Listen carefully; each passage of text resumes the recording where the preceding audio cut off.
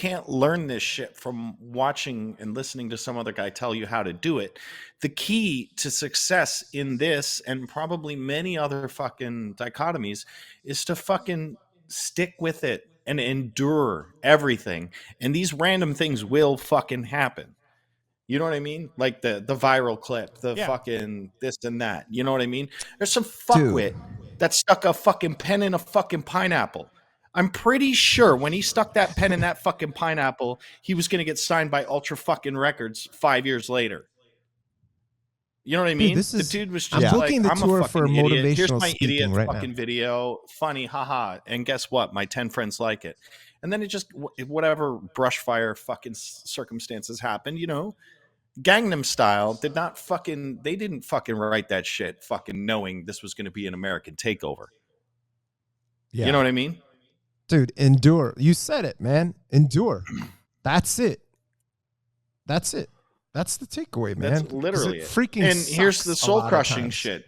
There are dudes I know that have been enduring for 30 fucking years. You know, and there are dudes that fucking endure for 20 fucking minutes.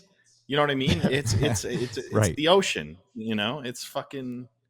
Yeah.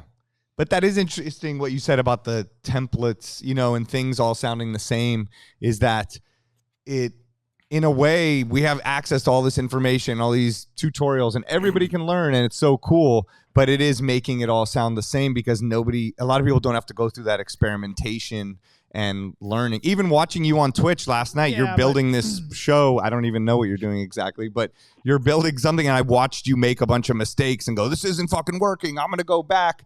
You're learning that program, you know, in real time on Twitch, and a lot of people don't have to do that anymore with Ableton and with the production, the DJing, and go through all this. So the same stuff is happening again, too. There's no matter how shitty of a human or non-deserving you are to be a musician, or how inept and dumb you are when you upload some kind of educational material or broadcast yourself out there, there's always almost 99% there is a takeaway.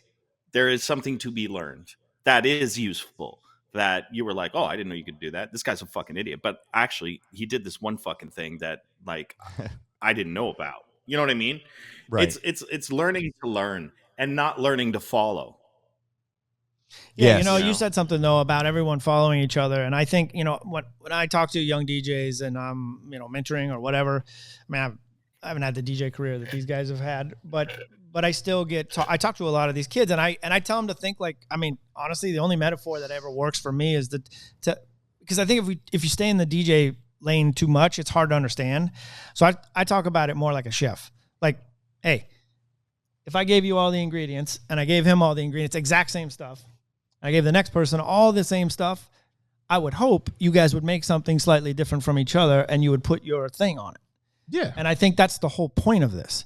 It's not to be like, I'm not trying to make the next Faxing Berlin. I'm trying to make my thing and have that work. Well, dude, and that's the enduring and the grit that you have to have as an artist or as a performer, is to keep going, is to get the one fan to the 2 fan to the 10 fans, you know. Well, dude, if you look at it, a lot of these breakout stories, what they have in common is that the artist was offering something unique.